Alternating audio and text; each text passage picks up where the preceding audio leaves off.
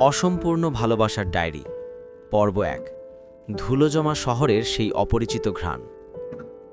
কিছু কিছু মানুষের সাথে দেখা হওয়াটা কেবল ভাগ্যময়, বরং একটা দীর্ঘ অপেক্ষার অবসান।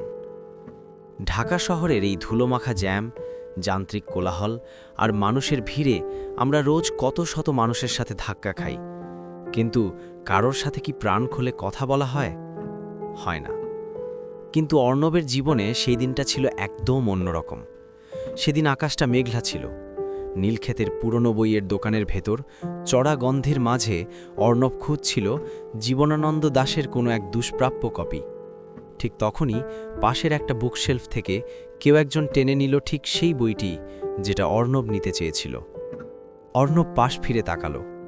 সাধারণ একটা সুতি কামিজ, চোখে চশমা আর হাতে একরাশ বিষণ্ণতা নিয়ে দাঁড়িয়েছিল মেয়েটি, নীরা। নীরা বইটা হাতে নিয়ে অর্ণবের দিকে তাকিয়ে মৃদু হাসল। সেই হাসিতে কোনো কৃত্রিমতা ছিল না, ছিল এক অদ্ভুত পরিচিত টান।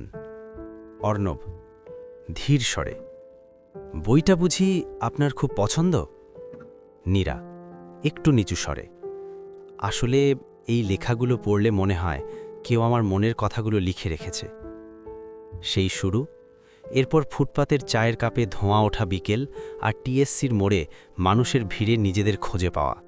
বন্ধুত্বটা গড়ে উঠতে খুব একটা সময় লাগেনি। নীরা ছিল আকাশের মতো খোলা, আর অর্ণব সেই আকাশকে লেন্সে বন্দি করতে চাওয়া এক কারিগর।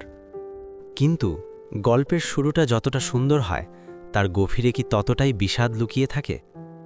অর্ণব জানত না এই চেনা শহরটা একদিন তাদের কাছে সবচেয়ে অচেনা হয়ে যাবে। বন্ধুত্বের মাস তিনেক পর একদিন রমনা পার্কের এক কোণে বসে নীরা হুট করেই চুপ হয়ে গেল। অর্ণব তখন তার ক্যামেরায় ফোকাস ঠিক করছিল। অর্ণব, কি হলো নীরা, কথা বলছো না যে? নীরা গলাটা একটু ভারী, অর্ণব, যদি কখনো এমন হয় যে আমি তোমাকে না জানিয়েই হারিয়ে গেলাম, তুমি কি আমায় খুঁজবে? অর্ণব ক্যামেরাটা নামিয়ে রাখল। নীরার চোখে তখন জল টলমল করছিল। সেই মুহূর্তে অর্ণব বুঝতে পারল না এই প্রশ্নের উত্তর কি হবে। সে শুধু জানত হাতের উপর হাত রেখে বলা কথাগুলো কখনো মিথ্যে হতে পারে না। কিন্তু ভাগ্য বড় নিষ্ঠুর। সেই বিকেলের পর নীরা আর ফোন তোলেনি। অর্ণব নীলক্ষেত থেকে রমনা পার্ক সব জায়গায় খুঁজেছে, কিন্তু নীরা নেই, যেন সে শহরের ধূলিকণায় মিশে গেছে। মানুষ বলে প্রথম দেখায় ভালোবাসা হয় না, কিন্তু অর্ণব জানে প্রথম দেখায় ভালোবাসা না হলেও একটা চিরস্থায়ী দাগ মনের ভেতর ঠিকই বসে যায়।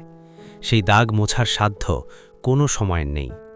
অর্ণব আজও সেই নীলক্ষেতের গলি দিয়ে হাঁটে। হয়তো কোনো একদিন নীরা আবার সেই বইয়ের দোকানে ফিরে আসবে, কিন্তু নীরা কি আদৌ আসবে, নাকি এই ডায়েরির পাতাগুলো এভাবেই অসম্পূর্ণ থেকে যাবে? পরবর্তী পর্বে আসছে নীরা কেন হঠাৎ গায়েব হয়ে গেল।